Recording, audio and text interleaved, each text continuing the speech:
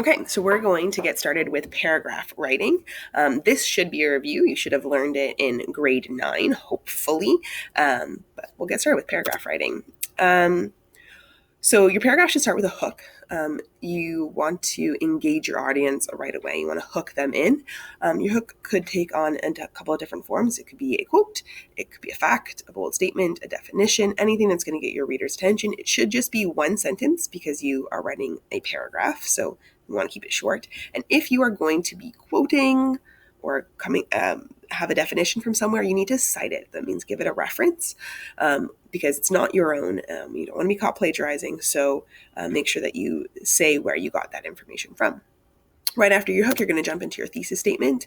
In this case, for our short story analysis, you are going to be answering one of the 5 questions about setting, character, point of view, conflict, and theme.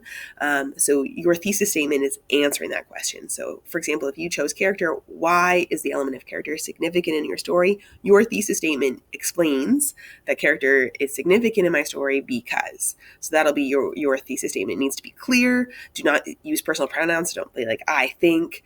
And you should kind of give a summary of your main arguments. In this case, there's going to be 2 main arguments for your paragraph. Then your points, the middle part, the beefy part of your paragraph should follow the point proof analysis format. So this is the meat of your paragraph. This is what's going to support your thesis, prove what you're saying about setting, character, point of view, conflict, or theme. So you're going to make a point. So this is the reason, the first reason that supports your thesis. This slideshow says 3 points in a paragraph. We're only doing 2, so please ignore that. You're doing 2. The evidence is the proofs. This is going to be a direct quote from the short story that you're analyzing. Make sure that you reference it. Make sure you cite it.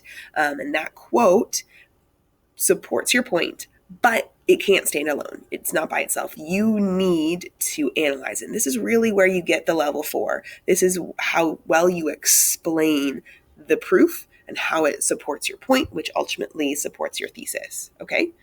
So you really want to focus on your analysis. If you don't have any analysis, you're going to lose a lot of points. So make sure you focus in on that. You're going to do this twice in this assignment. You're going to have 2 point proof analysis. Between those points, you want to have transition words or statements that help with the flow of your paragraph. Some ideas here are therefore, how for. On the other hand, additionally, meanwhile. Just make sure that you're using something to transition between your points. And then finally, we end up at our conclusion. This is what brings your paragraph to a close. It summarizes your main points and your thesis. Try to use different words, but it should not include any new information. Ideally, if you really want to make your paragraph seem connected, it should connect back to your hook. So let's say you asked a question in your hook. The conclusion would answer that question.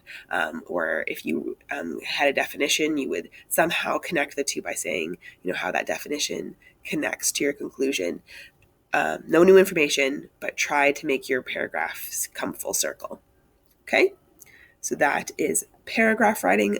And for this assignment, again, you are answering the questions. That's your thesis. You are going to also need, for this assignment, make sure that you are using an organizer, make sure that you're using a works cited page. Look back to Unit 1, what an MLA works cited looks like to refresh yourself. Okay?